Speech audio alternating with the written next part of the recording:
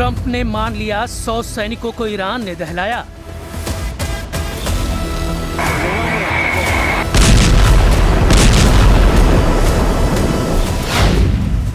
Trump ने कबूल कर लिया, ईरान ने 10 दोस्त देशों को पीट डाला।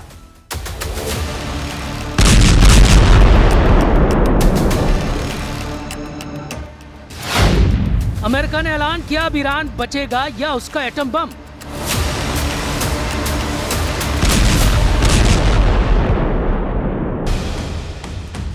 लेकिन ईरान बातें कम, हमले ज्यादा कर रहा है।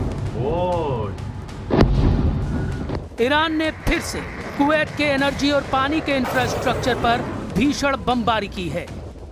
कुवैत ने जानकारी दी कि उसके बिजली और डिसैलिनेशन प्लांट पर भयानक हमला हुआ है।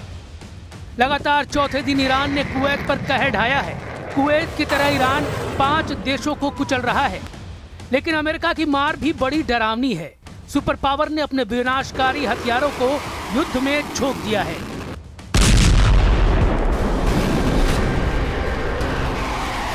जंगी बेड़ों से टेक ऑफ करते जंगी जेट की आग ट्रंप के गुस्से को बयां कर रही है। अमेरिका के जंगी जेटों के हमलों से ट्रंप के तेवरों का पता चलता है। बस एक जंगी जेट का तहलका देख लीजिए, ऐसे सैकड़ों फाइटर ईरान पर बारूद बरसा रहे हैं। ये हमले इतने सटीक हैं कि बचने की कोई गुंजाइश नहीं है।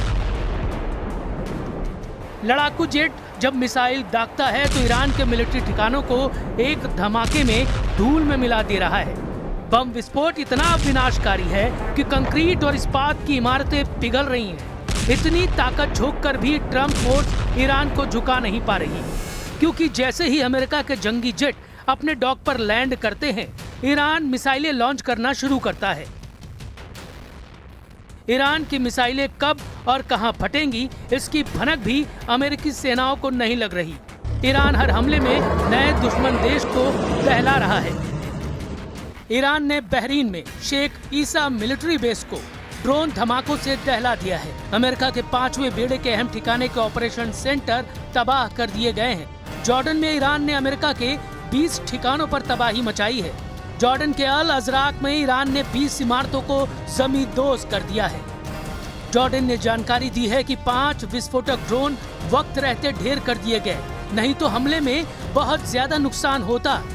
कुवैत और संयुक्त अरब अमीरात में ईरान की मिसाइल आंधी अभी भी रुकी नहीं है।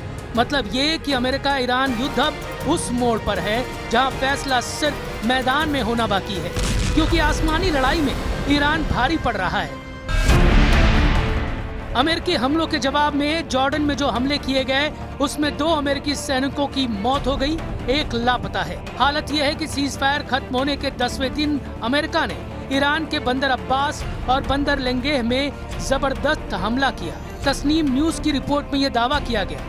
इसके अलावा चाबहार में भी अमेरिकी मिसाइलों ने हाहाकार मचाया। जवाब में ईरान ने कुवैत में आरिफजान बेस पर तैनात अमेरिकी हाइमार्स मिसाइल सिस्टम पर अटैक किया। जॉर्डन को भी निशाना बनाया गया। जॉर्डन की राजधानी अम्मान में हवाई हमले के अलर्ट के बाद सायरन बजने शुरू हो गए। IRGC का दावा है कि बहरीन में उसने अमेज़न के डेटा इंफ्रास्ट्रक्चर पर क्रूज मिसाइल से हमला किया। इस बीच खबर है कि ईरान ने हॉर्मुज में 2 तेल टैंकर उड़ा दिए हैं, यानी जंग खतरनाक मोड़ पर है। न अमेरिका रुक रहा है, न ईरान झुक रहा है। इस चक्कर में पश्चिम एशिया में हड़कंप मचा हुआ है। ईरान के खातम अल अंबिया सेंट्रल हेडक्वार्टर ने युद्ध में बड़ी जीत की तरफ बढ़ने का दावा तक कर दिया है। مرکزی خاتم الانبیا در این پیام با اشاره به شکست‌های پی در پی دشمنان در جنگ نظامی و نقشه شوم و متوهمانه آنان برای ایجاد شکاف و تفرقه بین مردم و مسئولان به دشمن جنایتکار، عهدشکن و حیله‌گر آمریکایی هشدار داد هر گونه طمع ورزی، زورگویی، تمامیت‌خواهی و وحشیگری با پاسخ قاطع و ویرانگر رزمندگان مومن، شجاع و مقتدر در نیروهای مسلح ईरान की स्ट्रेटेजी बहुत तगड़ी है। ईरान अब दुबई जैसे हाई प्रोफाइल शहरों को टारगेट करने की धमकी दे रहा है। उधर ट्रंप फोर्स को जॉर्डन में मिले झटके से उबर पाना मुश्किल हो रहा है। वॉल स्ट्रीट जर्नल के मुताबिक जॉर्डन में जिस तरह से ईरान ने अमेरिकी सैन्य ठिकानों पर सटीक हमला किया है, उससे अमेरिका हैरान है। अमेरिका को लग रहा था कि चीन के इनपुट से ईरान ने हमला किया है, लेकिन अब इस्लामिक रेवोल्यूशनरी गार्ड ने दावा किया कि जॉर्डन के अंदर से उन्हें मदद मिली है। वही जॉर्डन ईरान के दावे पर टोटल साइलेंट हो गया है, जबकि ईरान में अमेरिका की पिटाई पर जबरदस्त जोश दिखाई दे रहा है। तेहरान की गलियों में बैनर पोस्टर के जरिए ट्रंप को हराने का ऐलान किया जा रहा है। तेहरान में बैनर पर ट्रंप का मखौल उड़ाने वाली तस्वीरें दिखाई जा रही हैं, जिसमें उनके दिए गए नारे के चिथड़े उड़ाए गए हैं। एक तरफ ईरान अमेरिका पर दबाव बनाने का कोई मौका नहीं छोड़ रहा, तो दूसरी ओर कुछ अमेरिकी अधिकारियों के दावों से भी ट्रंप का हौसला पस्त हो सकता है।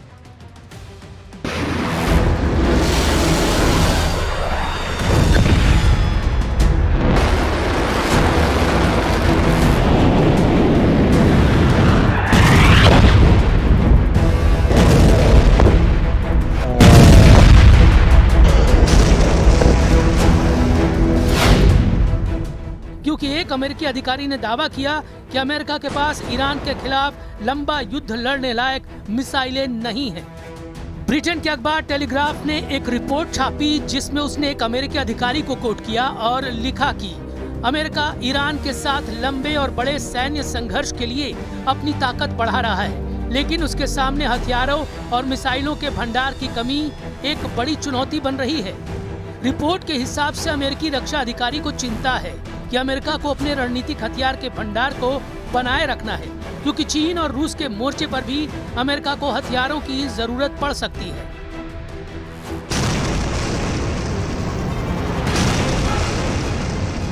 अब अमेरिकी सेना ईरान के हमलों से खौफजदा है। जब ईरान अमेरिका को ग्राउंड ऑपरेशन के लिए ललकार रहा है, तब हथियारों की किल्लत की रिपोर्ट डबल झटके से कम नहीं। लेकिन ट्रंप का मूड खराब करने वाला एक बयान इजराइल से भी आया है। इजराइल के विदेश मंत्री बेजलेल स्मोट्रिच ने घोषणा की है, अब उनकी सेना ईरान युद्ध में शामिल होने के लिए तैयार नहीं है। स्मोट्रिच ने दावा किया कि मौजूदा हालात इजराइल के लिए सबसे अच्छे हैं, इसलिए वो ईरान में अपनी ताकत जाया करने की जगह हमास और हिजबुल्लाह का सफाया करने में लगाएगा। हालांकि इसके पीछे ईरान से आए मोसाद के इंटेलिजेंस को माना जा रहा है, जिसमें बताया गया है कि ईरान ने एटम बमों की लैब एक्टिव कर दी है। मोसाद ने रिपोर्ट दी है कि ईरान ने पिछले साल अपने यूरेनियम संवर्धन सेंट्रीफ्यूज को पिकैक्स माउंटेन के नीचे गहरी सुरंगों में पहुंचा दिया था। बीते साल जून में 12 दिनों तक चले इजराइल ईरान युद्ध के बाद यूरेनियम सेंट्रीफ्यूज को बेहद सुरक्षित पिकैक्स माउंटेन ट्रांसफर कर दिया गया था। पिकैक्स माउंटेन, जिसे माउंट कोलांग भी कहते हैं, ईरान का सबसे सुरक्षित परिसर है। ये ईरान के नतांज यूरेनियम संवर्धन केंद्र के पास है, जहां पर 2 गहरे भूमिगत सुरंग नेटवर्क हैं। ये सुरंगें अमेरिका के सबसे शक्तिशाली बंकर बस्टर बमों की पहुंच से भी बाहर है।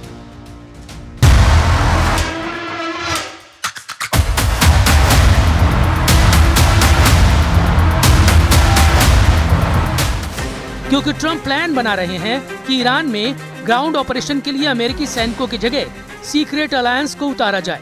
अमेरिकी सेना का पहला टारगेट खर्ग आइलैंड पर कब्जे का है, जिसमें अमेरिकी फोर्स के साथ खाड़ी के उन सभी देशों की संयुक्त सेना ईरान में उतरे जहां हमले हो रहे हैं। मगर इस मिशन में अमेरिका के साथ क्या हो सकता है, उसका नफा नुकसान तौला जा रहा है। ईरान के खार्ग और खुजेस्तान आइलैंड ट्रंप का पहला जमीनी हमला झेल सकते हैं, इसलिए इनके बारे में बहुत जरूरी है कि कुछ बातें समझ लीजिए। मैप पर देखिए, ये है खार्ग द्वीप, ये फारस की खाड़ी में है, जबकि मेनलैंड ईरान में ये जगह है खुजेस्तान। इस इलाके में ईरान का बॉर्डर इराक से लगता है। ये दोनों जगह इस वक्त युद्ध के हॉट पॉइंट बने हुए हैं। खार्ग द्वीप पर ईरान के तेल निर्यात का टर्मिनल है, यहीं से उसके 90% तेल का निर्यात होता है। जबकि खार्ग द्वीप से जो तेल निर्यात किया जाता है, ईरान के खुजेस्तान प्रांत से निकाला जाता है। खुजेस्तान को ईरान की एनर्जी कैपिटल कहा जाता है। ईरान का 80% तेल खुजेस्तान की जमीन से निकाला जाता है। जाहिर है ईरान अपने पावर हाउस को बचाने के लिए पूरी ताकत झोंक देगा। ईरान की ग्राउंड फोर्स को ट्रंप हल्के में नहीं ले सकते। ईरान की फौज 6.5 लाख है। इसके अलावा पैरामिलिट्री फोर्स 2.5 लाख के बराबर है, जबकि ईरान में एक्टिव बसीज फोर्स 20 लाख तक हो सकती है। ये तो सिर्फ सेना की बात है। ईरान के 9 करोड़ लोग अमेरिका से युद्ध करने का ऐलान कर रहे हैं। हालांकि ये तल्ख हकीकत है कि अमेरिका युद्ध में जीते बिना मैदान से हटता नहीं।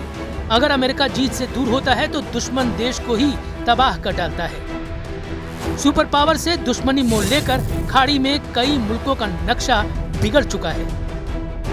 अभी ईरान पर ट्रंप सिक्योरिटी का बहाना बनाकर हमला कर रहे हैं। चुने हुए ठिकानों पर धमाके हो रहे हैं। जिस दिन अमेरिका ने फुल स्केल वॉर शुरू की, यकीन मानिए बर्बादी का अंदाजा लगाना मुश्किल हो जाएगा।